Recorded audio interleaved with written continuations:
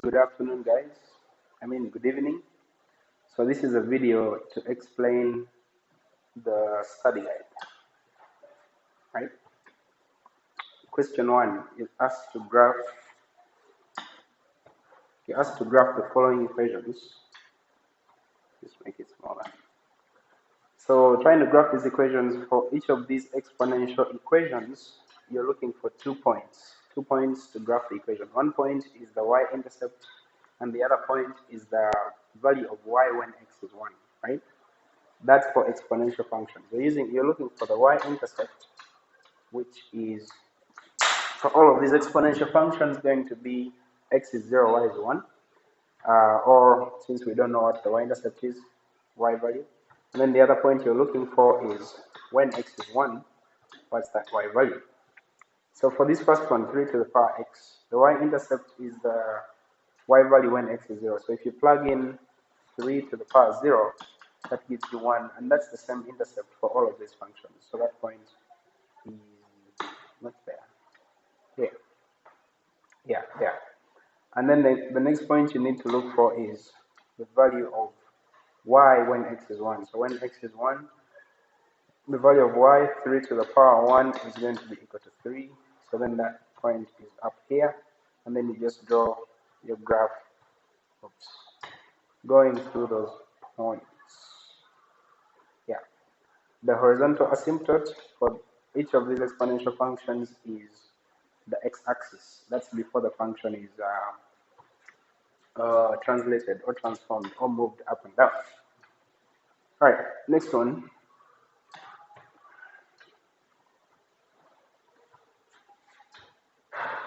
Graphing 5 to the power x plus 2, negative 5 to the power x plus 2. So I'm going to break it down and go step by step. So I'm going to start with the equation 5 to the power x. If it's 5 to the power x, the y-intercept is 1, and the value of y when x is 1 is 5 to the power 1, which is 5. So the other point would be starting from here when x is 1, so 1, 2, 3, 4, 5. This is what the function would have looked like if it didn't have anything else on it. It would have looked like this, right? But because of this negative, that negative means that it's flipped over the x-axis. So over the x-axis, flipped over this x-axis, this point is instead going to be over here. And that point is instead going to be over here. Yeah, here. So that's what the function looks like when it's flipped over the x-axis. Still not my final function because I have a 2 here. And remember that 2 value or the d means that the function is moved 2 units upwards. So the actual function, and you don't have to draw this, this can all be happening in your head, but I'm just writing it so you can see. The actual function is this after being moved 2 units upwards. So this move 2 units upwards is 1, 2, going to be here. And this point moved 2 units upwards is 1, 2, going to be over there, which makes your final function the one in blue.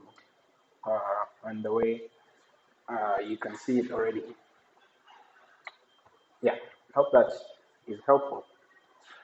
Over to this one, like I said, start with what you know, 2 to the power x. 2 to the power x has an x-intercept, a y-intercept of, when you put 0, you get 1, so that's its y-intercept. And when you put 1, you get 2, so that's x is 1, y is 2, that's this point. So that graph is supposed to look like this. The parent function is supposed to look like that.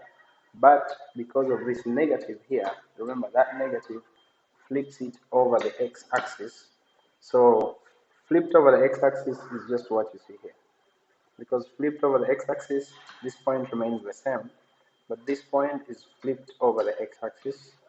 So it's going to become that point.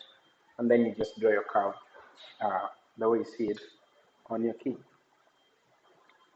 All right, moving on. Same thing, start with the parent, then move the parent up or down. So the parent is 2 to the power x. 2 to the power x, if this is the axis, is supposed to be here. That's supposed to be the intercept, and then it's supposed to have another point here. when x is 1, y is 2. Yeah, so that's supposed to be here. So the parent was supposed to be like this. The parent should have been like that, but that parent is moved 1 unit down. So what it looks like after moving it 1 unit down is this point goes 1 down, which is now here. This point here goes 1 down, which is now here. Your asymptote, your horizontal asymptote, which was this x-axis, is also moved 1 unit down. So this is the new horizontal asymptote. And then you draw your graph, just like you see on the key. I can't see what this is. Maybe that's x minus 3. But whatever it is, figure out what the parent is. So the parent would be 4 to the power x. Draw the parent, which would look something like that. Ask yourself, what does the negative do? Reflects it over the x-axis, then reflects it over the x-axis. And what does this do? The minus 3, what does that do? It moves it 3 units to the right. So move this whole thing 3 units to the right, and then you'll have your new graph, as you can see in that solution. E to the power x equals, so let's try this one.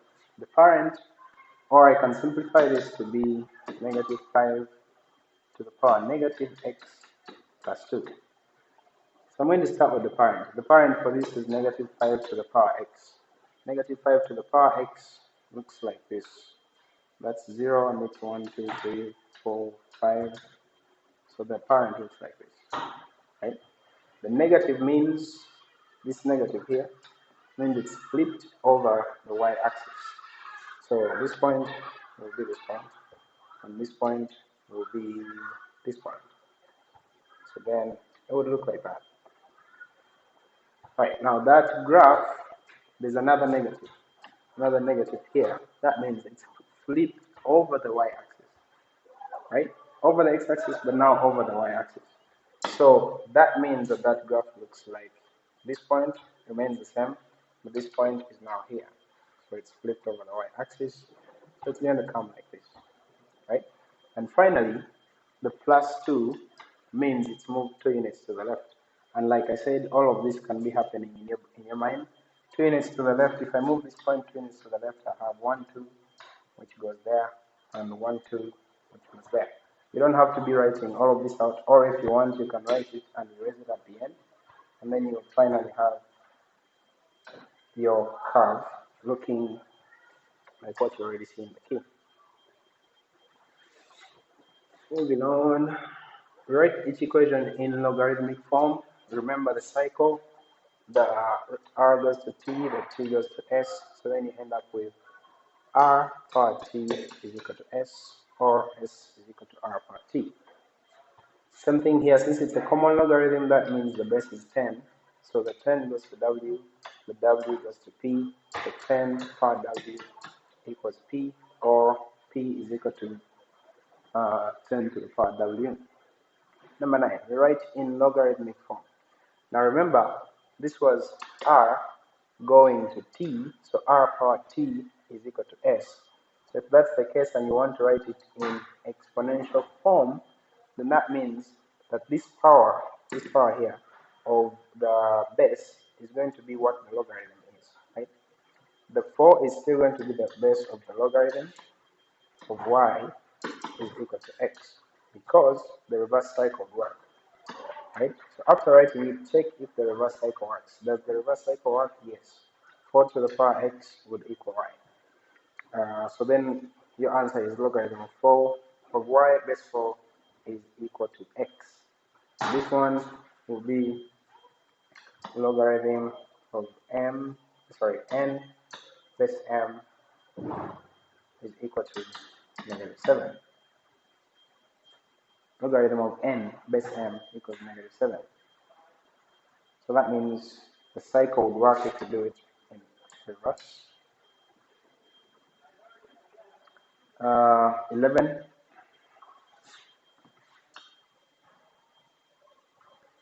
Solve for x, use the cycle. 2 goes to 3, 3 goes to x. So that means that 2 to the power 3 is equal to x. which is the same thing as 8. My goodness. The projector went up. So, pros, because I kicked the projector.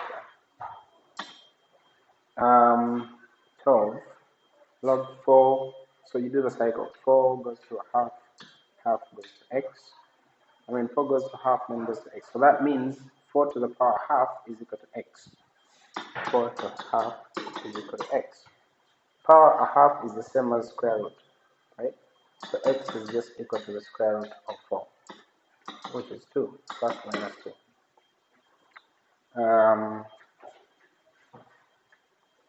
13, log base 2, 1 out of 16 plus 5 is equal to x. Do that here. So you're trying to figure out what this is on its own at first, and then whatever you get, you add to 5, right? So log 2, 1 out of 16 is the same thing as log base 2. 1 out of 16 is the same as 16 to the power negative 1. Why? Because 1 out of 16 is the same as 16 to the power 0 divided by 16 to the power 1, which is, since you're dividing, the power is subtract, so you have 16 to the negative 1. Now, 16 on its own is the same as 2 to the power 4.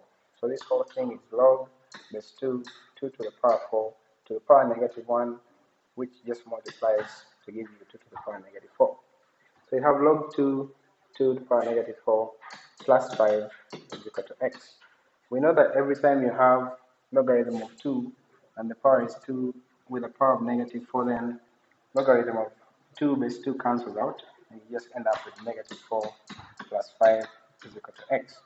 Why does the log 2 base 2 cancel out? Is if you're asking yourself, to what power do I raise 2 to get 2 to the power negative 4, then that power is just negative 4. So that's why we can cancel out. That power is negative 4. That's why we can cancel out 2 base 2 to get negative 4 plus 5, which ends up giving us 1 is equal to x. 14, 4 log 100 is equal to x. Alright, since there is no base, it's the common base, and 100 is the same as 10 squared is equal to x. Same idea, if I have logarithm of 10 base 10, that cancels out, and I'm only left with 2. And in the next lesson, probably tomorrow, you will see, no, Friday, you will see why this always cancels out. So 4 times 2 is x, which means 8 is equal to x. Page 2.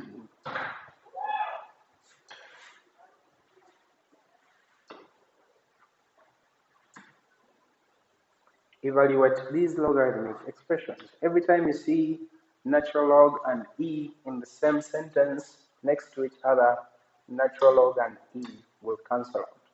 And then you'll only be left with the numbers because they are inverse functions. It's just because natural log is the same thing as logarithm to the base e. If there's an e on top, remember, just like 10 and 10, these two cancel out, right? And then you're left with 1 out of 10, and then you have 20 on the outside, which just means 20 will multiply the 1 out of 10 to give you a 2.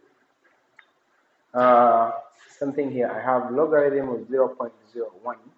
Logarithm of 0.01 is the same thing as logarithm base 10 because it's a common base.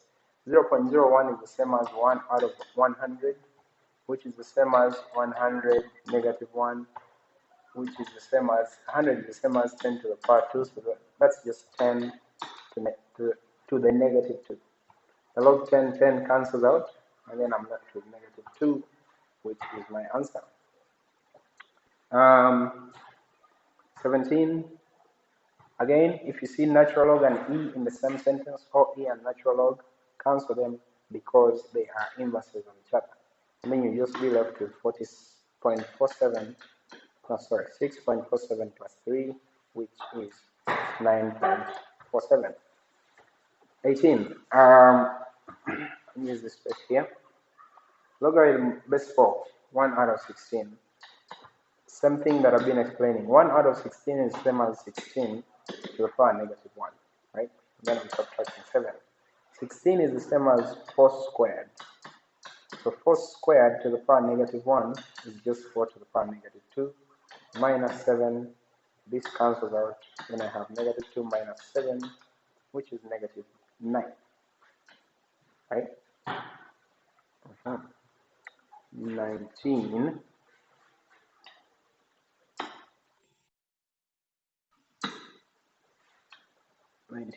Find the domain, range, vertical asymptotes, then graph the function. All right. So the domain, the function is logarithm base 5 x minus 2 plus 3. That's your f of x.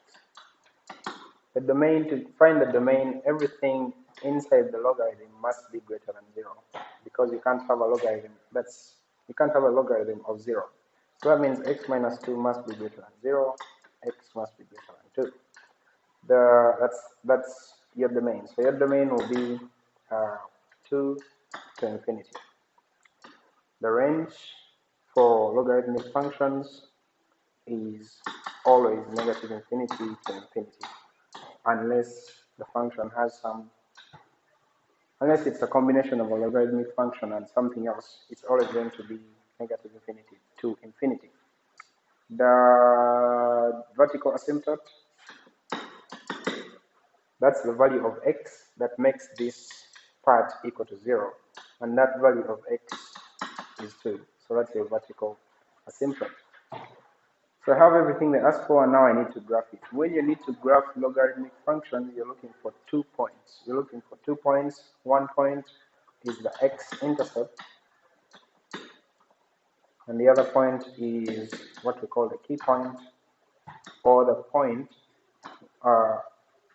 the x value, let me call the x value b, that makes the y value equal to 1. So if you're looking for the x-intercept, that's I think the simple one.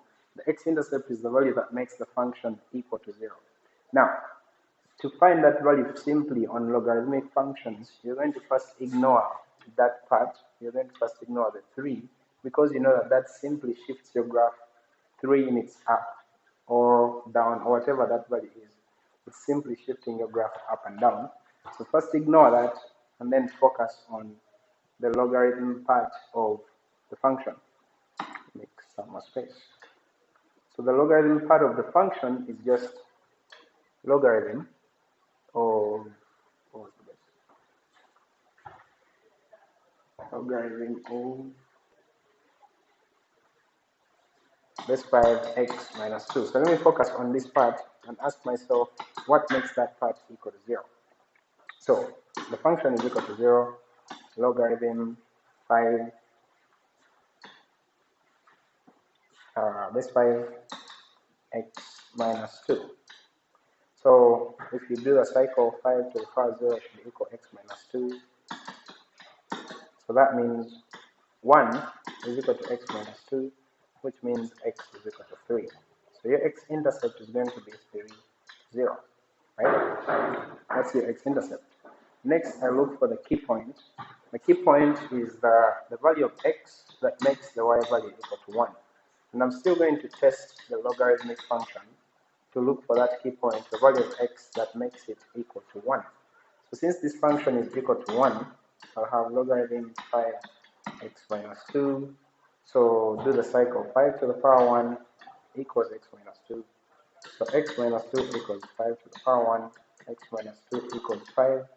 That means x is 7. So that means that key point is 7, 1. So since I have that key point, right, either I can add the 3 right now, just like you see in the key, I can add the 3 right now to the 7 and get 10, and add the 3 to the 3 and get 10, or I can go to my graph and look for those points. Those points were 3, 1, and 3, 0, and 7, 1. So x was 3, 0, but I know that that point is going to be moved 3 units up because the function has a 3 added to it, right? So if that point is here, I'm going to move it 3 units up. So 1, 2, 3 to make it here. And then the other one was 7.1. 7.1 is here, but I add 3 units to it. So 1, 2, 3. So my new point is there. I know my vertical asymptote is x equals 2, which is this vertical asymptote. So as soon as I have those 2 points, my vertical asymptote, I can just go ahead and sketch the graph.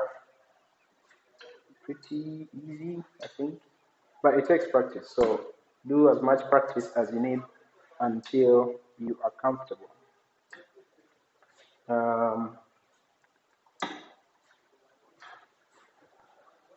Number 20, Queen opened a retirement account with that APR.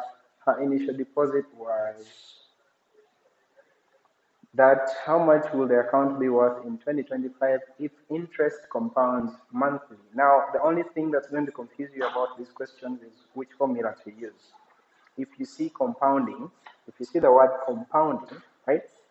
If you see that word compounding, then you're using either the compound interest formula or this continuous compounding formula, right? That if you see that word compounding. However, if you don't see that word compounding, you're most likely going to be using the exponential growth or decay. Constant is not the same thing as continuous, and continuous is not the same thing as continuous. So in this question, the initial value of the account, because I'm using the compound interest formula, the initial value or the initial deposit was 13,500, which I put here.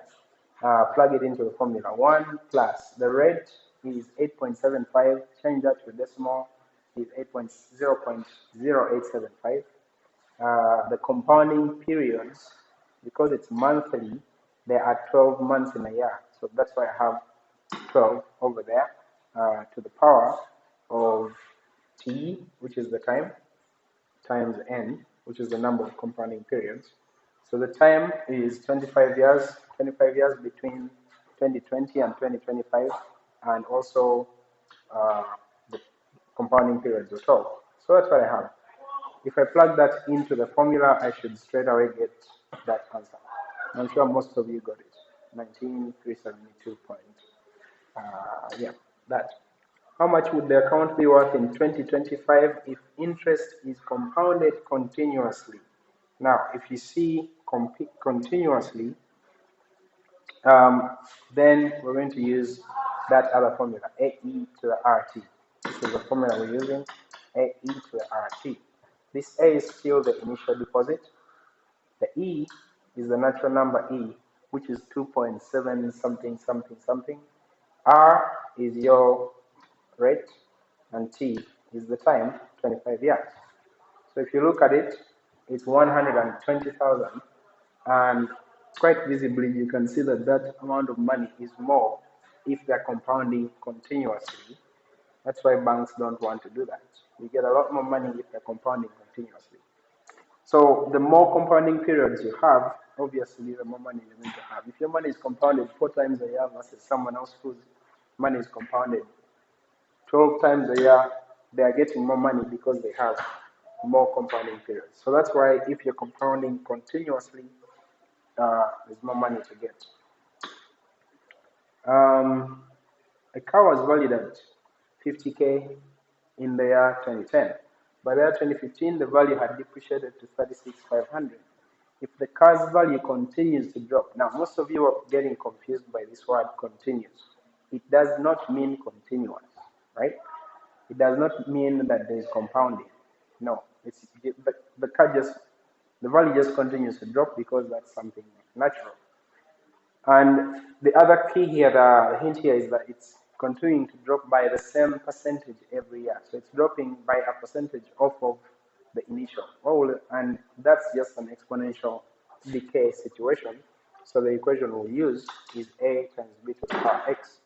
Even if it's hard for you to figure whether or not it's exponential, look for the word compounding.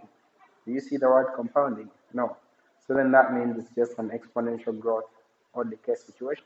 And then you plug that in, the initial value is 50K. You're trying to look for what will the cap be worth in 2017. In order to do that, we need to first find the decay or growth factor. So this is our decay factor. When we find that decay factor, we use it in the same equation to find the new value. So 36,000 as our new value after, by 2015 is equal to initial value times b to the power 5, because there are 5 years between 2020 and 2015. If you simplify that, you get 0.73. If you divide both sides by 36,500, divide both sides by 50,000, you get 0.73 is equal to b to the power 5. So that means b alone, if you take the fifth root of 0.73, fifth root of 0.73, fifth root of 0.73, you get that number. Now, you advise to use at least 4 decimal places to get a good and accurate answer. Because if you even just use 2 or 3 decimal places, your answer will be off by a lot. The accuracy on your test will be to 4 decimal places. So make sure you use to 4 decimal places. After finding the value of b, I can put it back into this equation. Y is equal to ab to the power t, or x, standing for time. The a is 50k, the b I now have, and then I just raise it to the power of the years, 7 years, because it's asking for the worth in 2017. And then plug that in and just use the calculator to find that answer. The deer population in a certain region has annual growth of 13% per year. Again, this is simply an exponential growth situation. We are not told that these deers are being compounded every year or continuously. So that should eliminate any confusion on what formula to use, because we are not compounding. Okay. So the initial value is 21,700. The rate is 13%, but remember you add that to 100 plus 13, which is 113%. Change that to decimal, which is 1.13. That's why we have that here to the power x. That's your equation. And in the year 2020, just figure out how many years those are from 2012 to 2020. Those are 8 years. Then you substitute in the formula, 21,700, 1.13 to the power 8. You get your solution. In the year 1985, a house was valued at 110. By 2000, the value had appreciated to 13,500. So, question, what was the annual growth rate between that and that? Same issue, we have not been told that there is any compounding. So since there is no compounding talked about, we're simply using the exponential growth equation. The initial value is 13,500. The exponential growth rate, we do not know, so that's what we're trying to find. The initial value is not 13,500. The new value is 13,500. And the initial value was 110, given in the question, which is right there. We're looking for the b, and the number of years is 15. So if you divide both sides by 110, so 13,500 divided by 110 equals b to the 15. Simplified, that gives you 1.277 equals b to the 15. Then you're going to take the 15th root. Your calculator can do this. The 15th root of that number, 15th root, and that will give you the value of b. So that's your growth rate, 1.0137. Technically, since this was added to 100, been pointing with my finger, since this was added to 100 to get 1.0137, then the growth rate itself is just that part off of 100. So 0.0137, but change that to a percentage by multiplying by 100, and then the decimal moves twice. So that's why we have 1.37%. Part B, assume the value continued to grow by the same percentage. What was the value of the house in the year 2010? Continues to grow is not saying continuous. It's not saying compounding, right? So, same equation, initial value is 110, use your growth rate, power 25, and that will give you the answer straight away. All right, last one. Yanis wants to save 25,000 for a down payment on a home. How much will he need to invest in an account with 6.5 annual percentage rate compounding? Now we are compounding. Compounding daily, so it's not even continuous, it's daily. That means we use the compound interest formula in order to reach his goal in 5 years.